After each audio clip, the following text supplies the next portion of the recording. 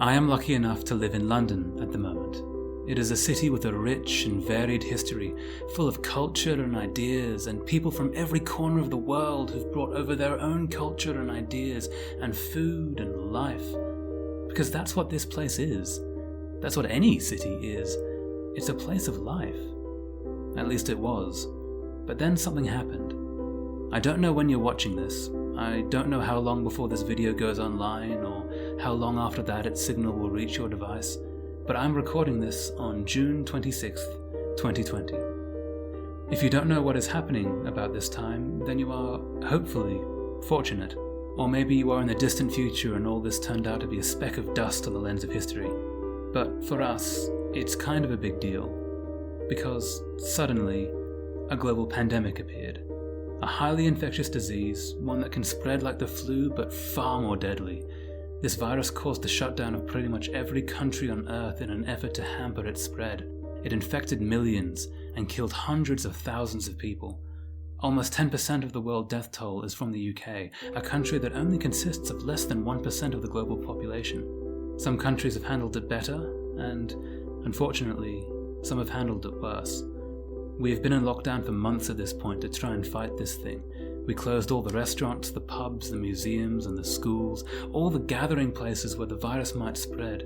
We locked the doors and we all stayed in our homes, which in London are averaging on the smaller side, and we stayed away from one another to try and contain this thing. And the city that was once so full of life and joy and culture became empty. The people are still here, but we're all hiding. The streets became hollow, the sound of laughter and conversation was a distant memory. It felt very much like the apocalypse. And it's been that way for months. The lockdowns have been easing at this point. While most places are still closed, many parks, like Hyde Park and Kensington Gardens, they've been open through the whole ordeal. It's a public space, people have always gone there to relax, to breathe the fresh air, but this pandemic has changed things, at least in my eyes. Suddenly, crowds are a problem. Crowds that, honestly, I wouldn't have called a crowd just a few months ago. It's a few people, a smattering of people perhaps, but not a crowd. Because London trains you to deal with people crammed against one another in tight spaces. Londoners know how to walk through crowds. But these areas, where traversing through means trying to stay 2 meters or more away from people, that suddenly became a problem. Hugging, talking to people, shaking hands, these all became a problem for fear of spreading the disease. Being around others became a problem, and phrases like social distancing and self-isolating, they became common. Isolating sometimes in the extreme.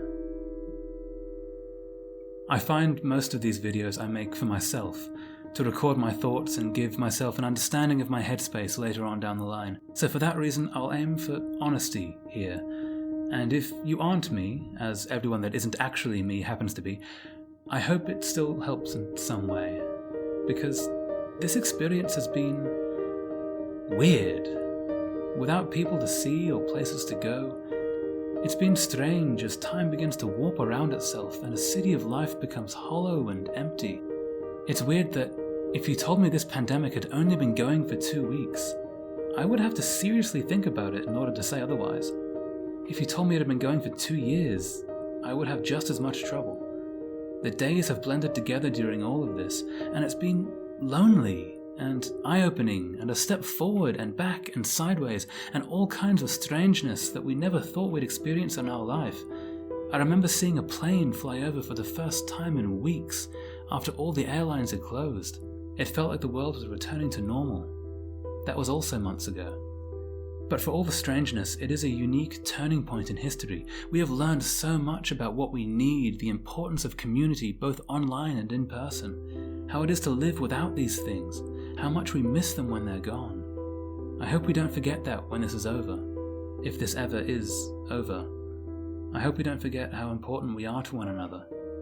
The lockdown is ending in the UK soon. The current plans from the government say pubs and restaurants will open on the 4th of July, American Independence Day. Whether or not that goes ahead, I don't know. The plans may well have changed before this video goes online, but I just wanted to grab some footage of what things looked like around here. I wanted to talk to you, or perhaps to me, about this strange point in time when the city of life went quiet. And London is not unique in this. All over the world, cities have been locked down, called to silence and separation to try and keep their citizens alive. But this one, London, at the moment, this one's mine, just as it is for everyone else who lives here. And I hope that life will return, but I also hope everyone stays safe. And for you, listening to this, I hope you're safe too, wherever you are. I hope we get through this thing, together.